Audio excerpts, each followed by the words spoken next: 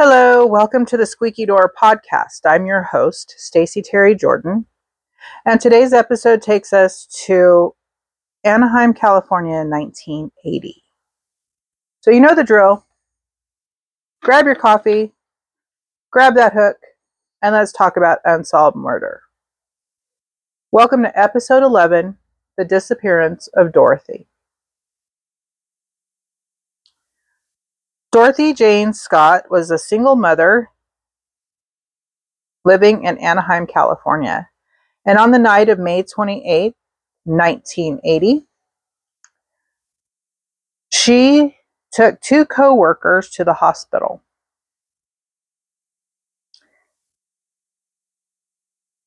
When she went to the parking lot to get the car and bring it around, she never came back. The coworkers who were waiting outside saw her car come towards them but never stopped. And Dorothy was never seen alive again. Now, the coworkers said that the car came around quickly. The headlights were right in their eyes, so they couldn't see who was driving Dorothy's car. All they did know that it took a quick right out of the parking lot. And Dorothy was never seen again.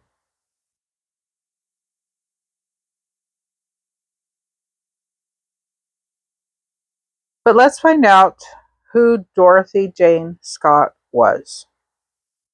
As I said, she was a single mother living in Anaheim, California. She was 32 years old. She lived with her aunt and her 4-year-old son.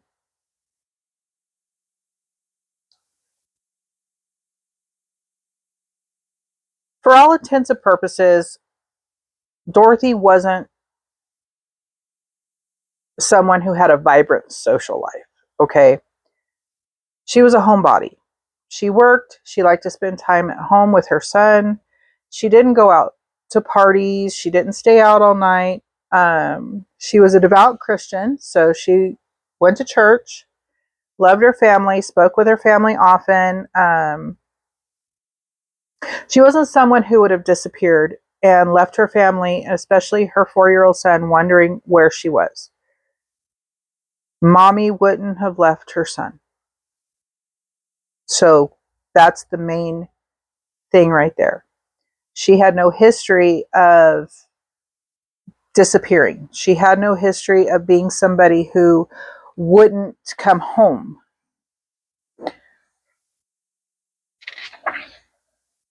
Even her parents, who also lived in Anaheim, Jacob and Vera, they took care of their grandson while Dorothy worked. And even her father, who a lot of fathers don't know a whole lot about their kids' social life, but Dorothy's dad did. And they said, her father said to investigators, that she did not have a steady boyfriend and that she only dated occasionally. It wasn't something that she did. She put her son first.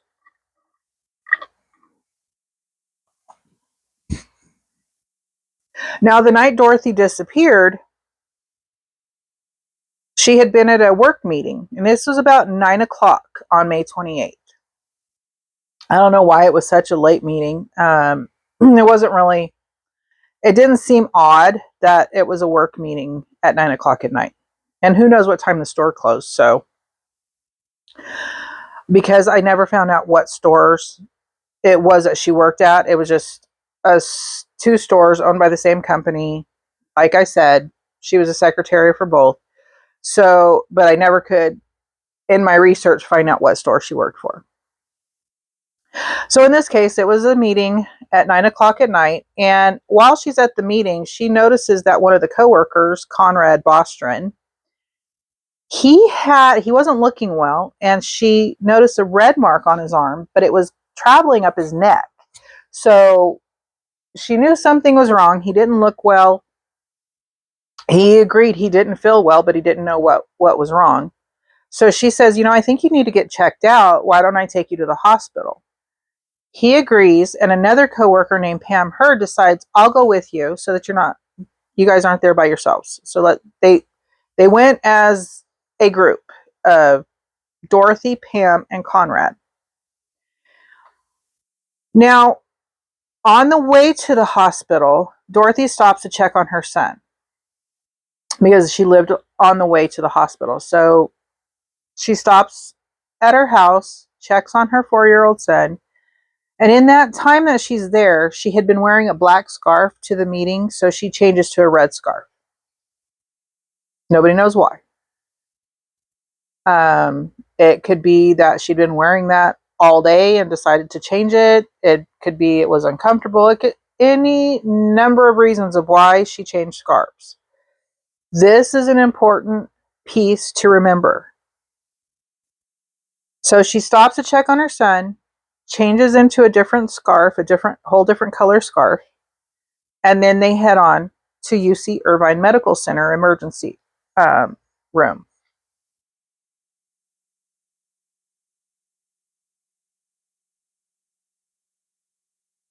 The doctors at the hospital had determined that Conrad had been bitten by a black widow spider. Now, back then, I would have freaked out in 1980 had I been bitten by a black widow spider, because you know that we were always told those spider bites can kill you. And growing up, I always thought they could kill you instantly, but hey, that's just in 1980, April of 1980, I was 9 years old. So you grow up though being told that they're venomous, they're deadly. Stay away from them. Well, he didn't know he got bit by a black widow until he went to the emergency room. So while he's being treated for the bite, Pam and Dorothy stayed together in the waiting room. At around 11 o'clock, Conrad gets released from the hospital. Okay. So Dorothy decides, I'm going to go get the car. You guys wait here, because Conrad still didn't look like he was feeling well, and she didn't want him to have to walk that far. That's just shows the type of person that she is. She is really nice. And she, at that point, is not thinking about anything. It's 11 o'clock. I'm just going to walk out to the parking lot. So Pam and Conrad say, okay, they're going to the hospital pharmacy to get his prescription filled. And yes, at 11 o'clock at night, a lot of the pharmacies are still open because, doctors need meds and patients are there getting released. There's no other pharmacies going to be open that late. So a lot of times they're still open. Now, Pam says that Dorothy stopped at the restroom on her way to the parking lot to go get the car while they headed to the pharmacy. Now, they finish at the pharmacy. They go out to the front exit. And Pam's not waiting. Dorothy's not waiting there. So Pam and Conrad go out. They're at the exit. They're waiting there for a few minutes, and Dorothy doesn't show up with the car. So they decide to walk towards the parking lot. Now, as they're going through the parking lot, they suddenly see Dorothy's car coming. So they decide to wave her down because she doesn't, why should she go all the way to the front of the hospital? So they try to wave her down, but she doesn't stop. And she is speeding through. She takes a right out of the parking lot. And that's the last time that she's seen. Now, as I said before, the headlights were in their eyes. They couldn't see who was driving. They're blinded. It's night. And of course, if the headlights are coming at you, you notice darn well you're not going to be able to see who's driving the car. They're thinking that somebody got word to her that something happened to her son and she had to take off, and they were very understanding about that because of the type of person Dorothy was. Now,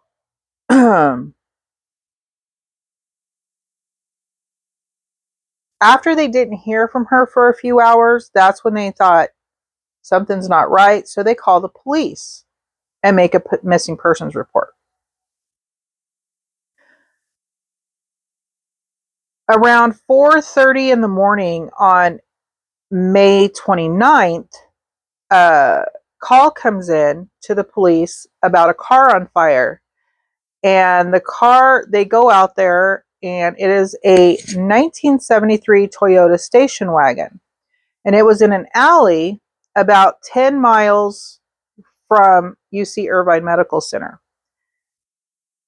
The car comes back to be Dorothy's car.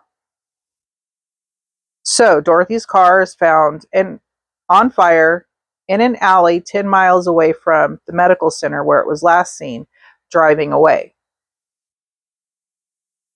Now, upon investigation, there's nobody around the car or in the car. So there's nobody near the car. The car's just been abandoned there and engulfed in flames. So somebody's burning the car.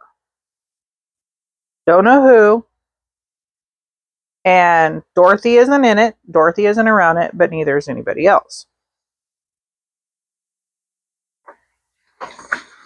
We're going to go back a few months before Dorothy disappears. Now, a few months before, Dorothy had started getting strange phone calls from an unidentified man. And these phone calls would range from, "I love you," to, "I intend to kill you." One of the phone calls, Dorothy's mother recalls that Dorothy got a call from the unidentified man saying that there was something waiting for her outside. So Dorothy goes out to look, which, I don't know, I might not have done it. Might have called the police to go out and look, but Dorothy goes out to look, and on her car, on the windshield, is a dead rose.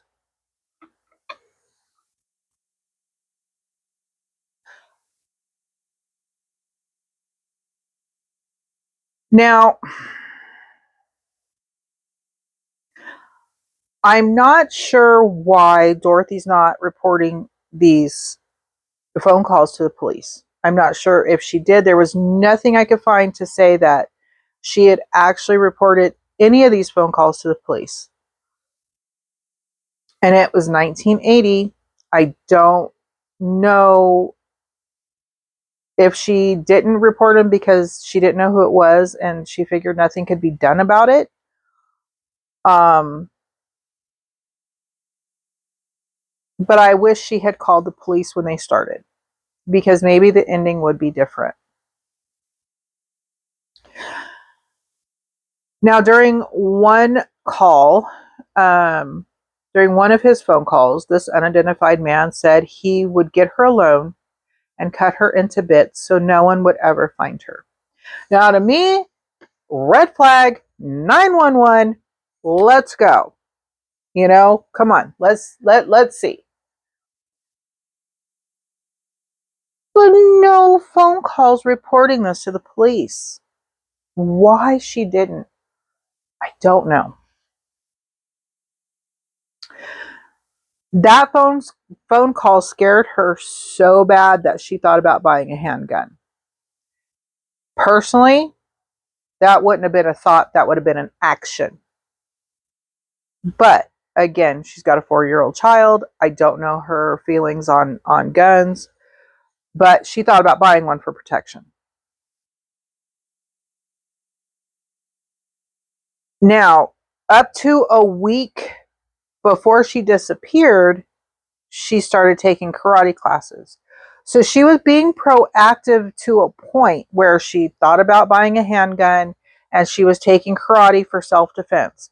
So she had the wherewithal to try and protect herself from an unknown stalker. Okay.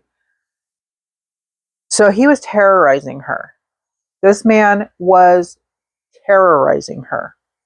And I know it's terrorizing because having been stalked before and knowing who my stalker was, I could only imagine how she felt about not knowing who the stalker was or where they were or what they looked like, who they could be. I just, that I can't fathom that one.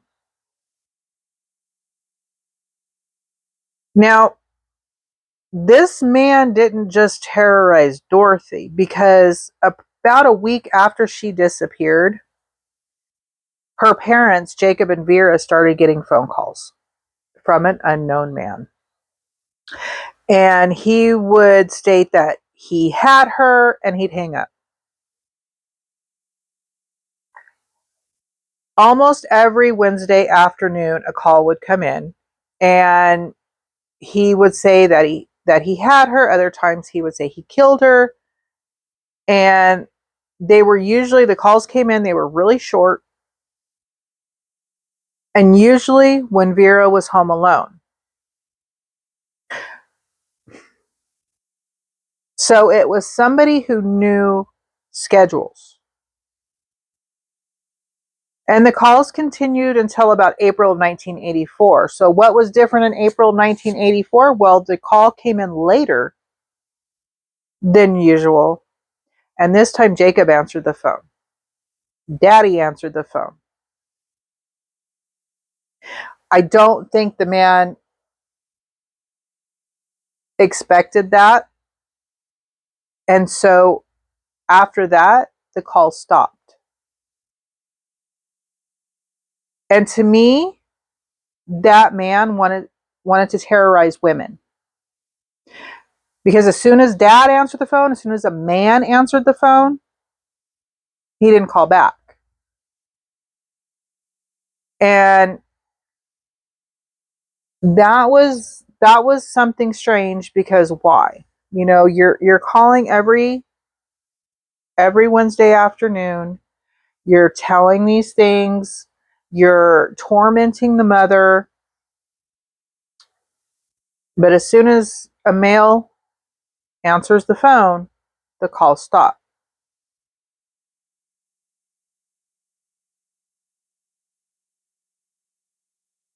They're still looking, they're still trying to find Dorothy.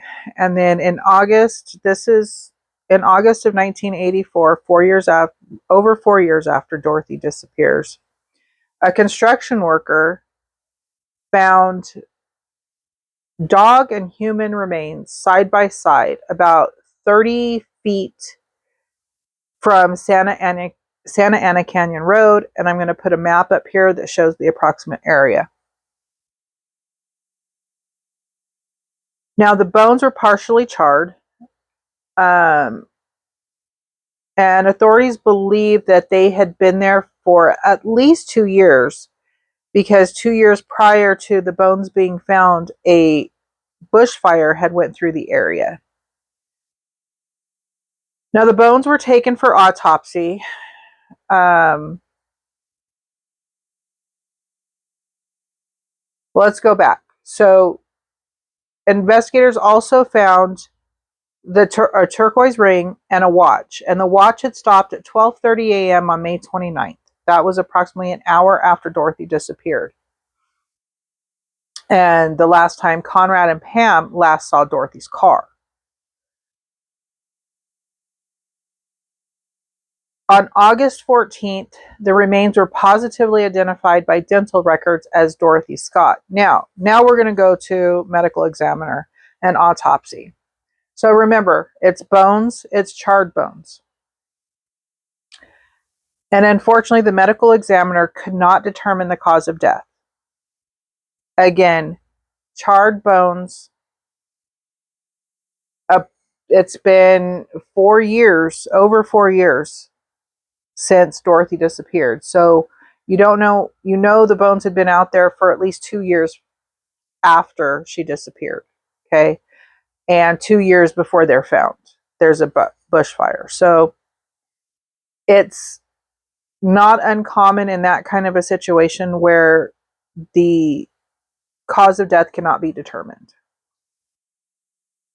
And my knowledge of that comes from watching a lot of Dateline, 48 Hours, Law and Order. It's like, you get the picture, but it's also in research. So in a lot of research, I did find that when autopsies are done on bones that have been out in the elements for a long period of time and that are especially that they're charred.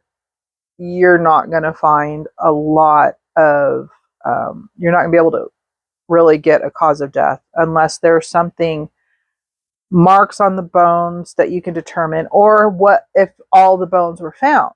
So I didn't find anywhere where it said all of the bones were found. So if wildlife had strewn the bones were strewn around, if wildlife had dragged them off, I mean, you're never going to be able to tell on those, especially if you have coyotes, mountain lions, bobcats, whatever you have in that canyon, because there are wildlife out there. Just because it's California doesn't mean there's no wildlife. Honestly, I've lived in a lot of parts of California where you have bobcats, you have mountain lions, some bears, coyotes, wolves. You get the drift. Okay. So there's no cause of death. There's no determined when she died, time of death, cause of death. The only thing that has any sense of anything is that watch stopping at 12:30 a.m. on May 29th. That's the only clue of a possible time of death.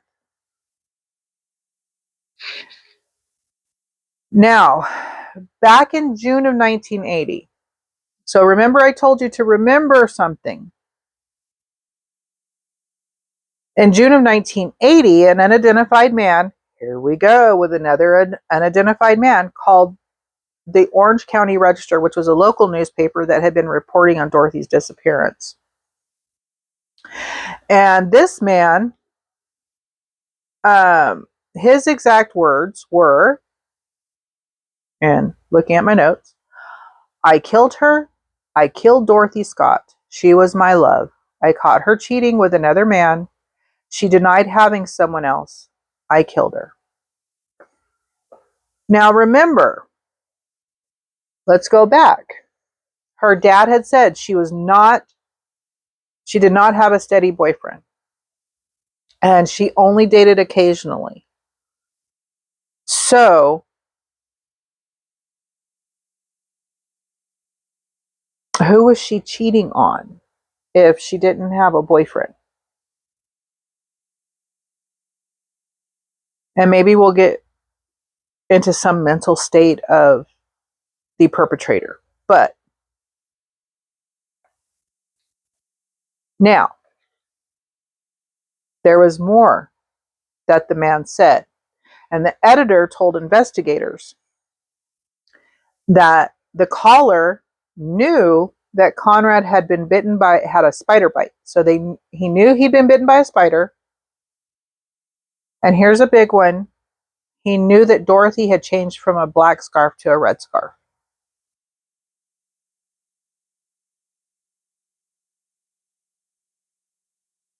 He was watching her. Now, the spider bite and changing scarves was never put out to the public. That was in no media outlets had mentioned that. The police didn't mention that to the media. Nobody knew this. Only people who knew this were investigators, Conrad, Pam.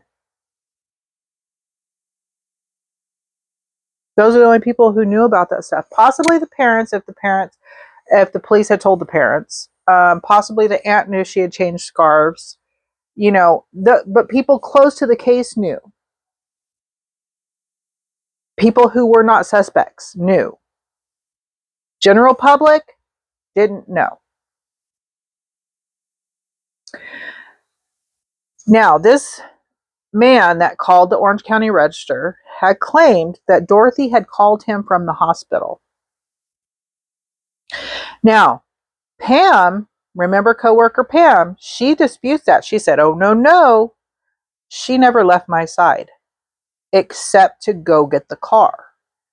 So the only time Pam was not with her was when she went to the restroom before she went to go get the car.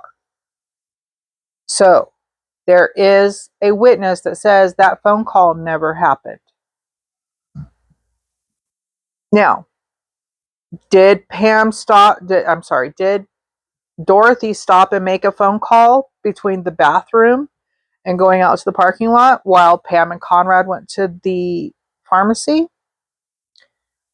Not the way Pam described it. They described that she went to the restroom and went to the parking lot. So, I don't know if they watched her walk out the door. I don't know. Payphones a lot of times are outside the hospital, may have had payphones outside. I don't know. But this man did not seem like somebody that Dorothy would call. Unless she did make a phone call, but didn't know this person was her stalker. I can't see that happening either because, you're going to recognize a voice. Investigators believe the man that made the phone call to the newspaper was the killer because of the information that he had given. The spider bite, the scarf. That wasn't public record, so the only person who could have known about that besides who she was with was who actually killed her. Now, in August of 1984, after Dorothy's remains were found, guess what happened? The phone calls to her parents start up again. This time, the police had a voice recorder at her parents' home, but they were never able to trace the phone call because the man never stayed on the phone long enough. So he knew to keep it short. Now, here's the thing. Apparently, from the whole time he was calling Dorothy before he supposedly killed her, he was really short on the phone calls. You have to be on the phone. Now, this was back in 1980, so I'm not sure how phone traces are done now, but back then on landlines, they had to keep them on the phone for so many seconds so that they could trace where the phone calls were coming from. The man never stayed on the phone long enough to give them time to trace it. So he knows. This is somebody who knows police procedure, who is watching everything. All of these years later, the police still have no leads in the kidnap and murder of Dorothy Scott, though they believe the man who was stalking her may have known her intimately.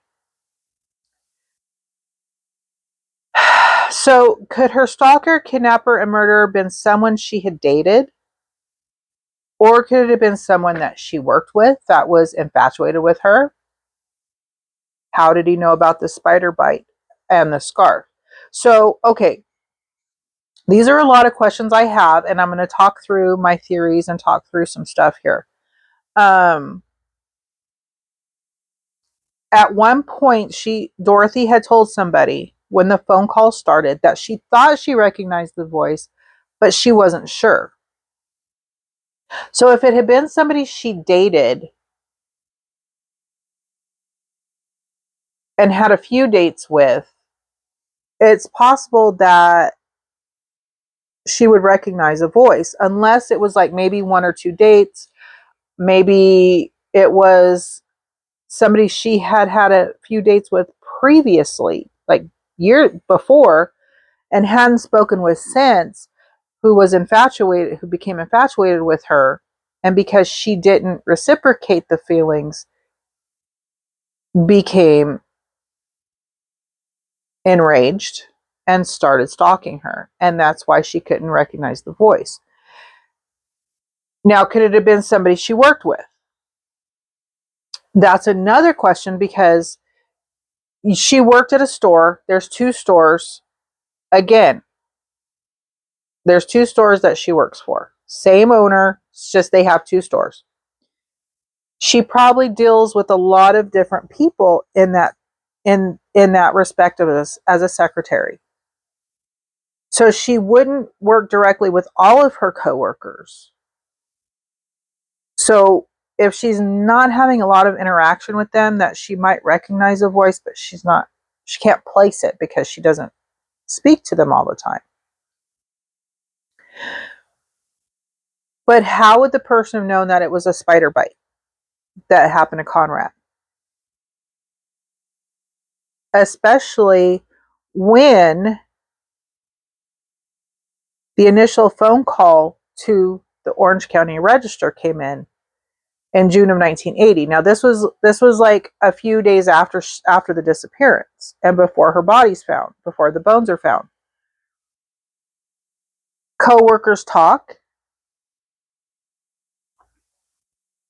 That could be how the stalker knew that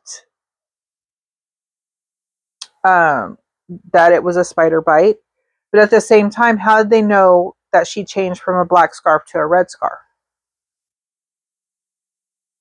Because if that's not put out in public, again, not public record. Spider bite, not public record. Scarf change, not public record. Unless they saw that she'd been wearing the scarf, the black scarf, earlier in the day, and when he kidnapped her, she's wearing the red scarf. Right?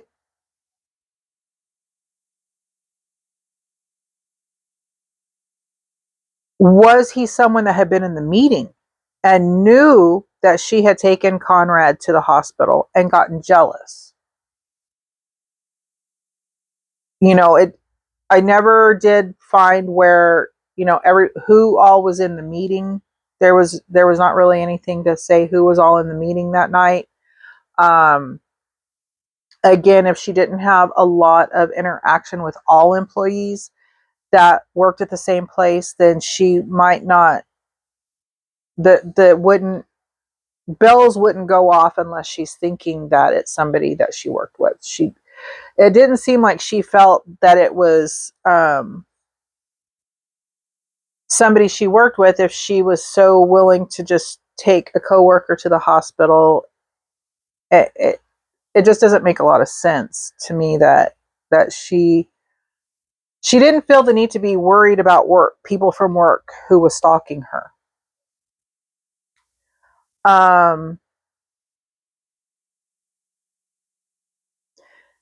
If it was someone she worked with, but not directly, like I said, she may not have known him enough to be able to recognize his voice, but the same can be said if it was someone she had been on a date with.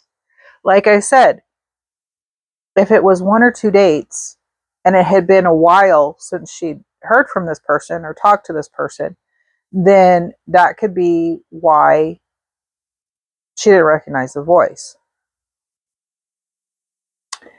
Somebody she had worked with directly, she would have known a voice.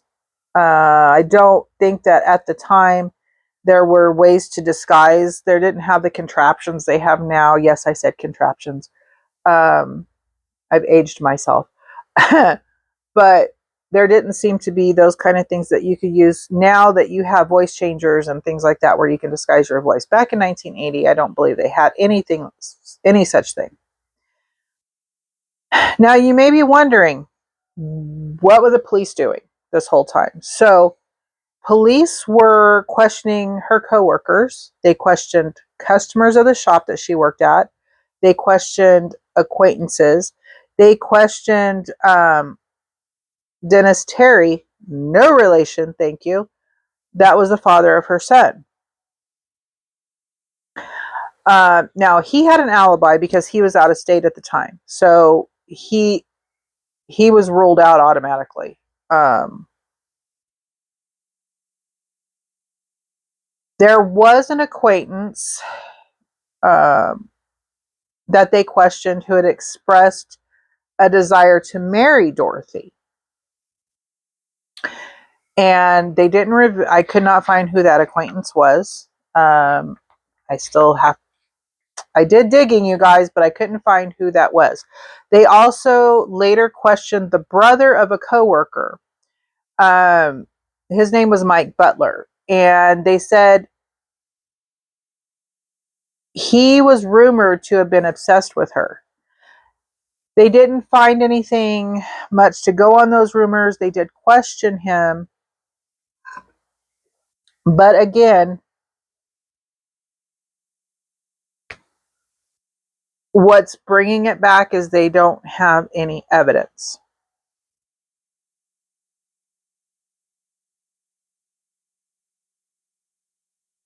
You could, there are so many rumors, so many things that go around that can hinder an investigation, but they go after the police investigated everything that they could find. Um, why why did why did she not call the police? I'm sorry, why did she not call the police? There are so many questions about this case that are never going to be answered, unfortunately. And they'll probably never solve Dorothy's case. It's been 46 years. And at this point, once again, unless somebody comes forward, a family member comes forward after they have found something that, in cleaning out a loved one's home and going through boxes and going through anything, it sounds like this person kept a low profile.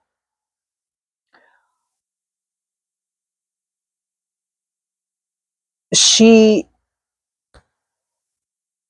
she was a devout Christian, so I never saw where anybody at the church she attended was questioned. They did question acquaintances. That may have been people from church. But remember, you don't look a lot towards people who attend church because you don't think that they're a little bit off the beaten path, but they could be. But somebody who is as infatuated with Dorothy as this person was, um, you just you don't know. Theories are will always be around. Was the Santa Ana Canyon Road a heavily traveled area? If not, um,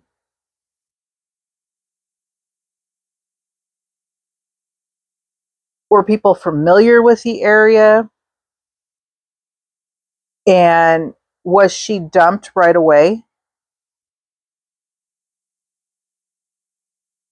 How far away from where her car was found is the Santa Ana Canyon Road?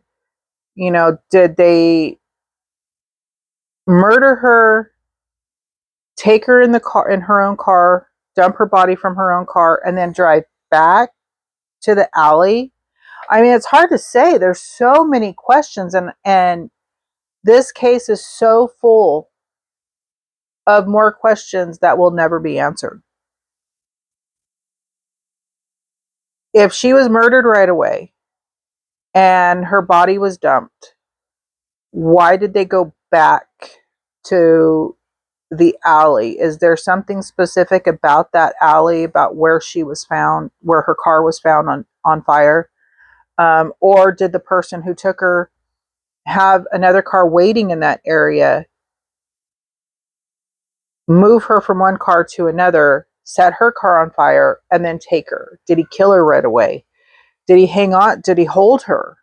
Did he have her, as he said when he called her mother and said, I have her?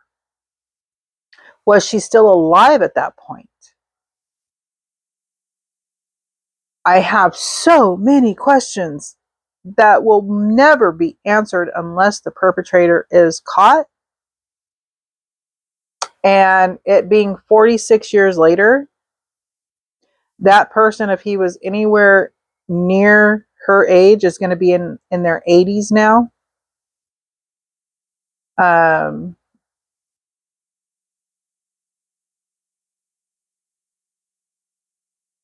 And it's just a lot. It's just a lot. And her child, who would be about, he was 4 in 1980. So that means he's about 50 years old now. And I'm sure this poor man would love to know what happened to his mother, who, by all accounts, adored him. He was her life, and she was taken from him so heinously. Despite everything, Dorothy's murder has not been solved, and after all these years, it doesn't look like it will be, unless someone comes forward with new information or someone confesses.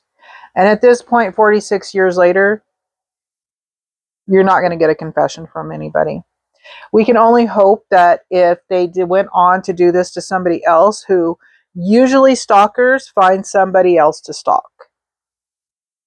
It's not usually a one person, I'm going to do this one time, um, unless they did it and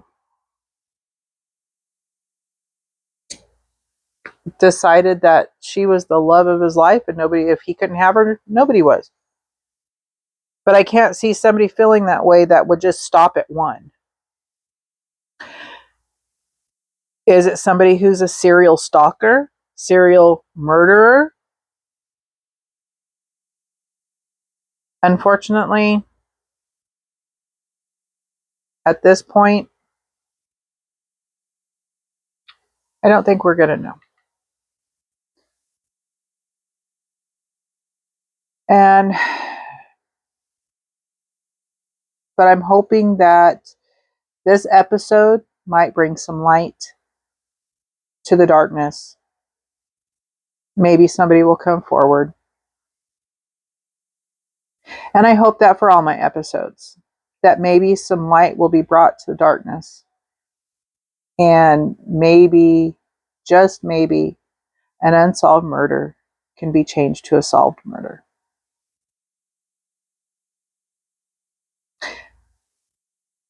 On that note, thank you for watching. Tell your friends, tell your family, subscribe to my YouTube channel, and don't miss an episode. Thank you for watching the Squeaky Door Podcast with Stacey Terry Jordan. Have a wonderful day.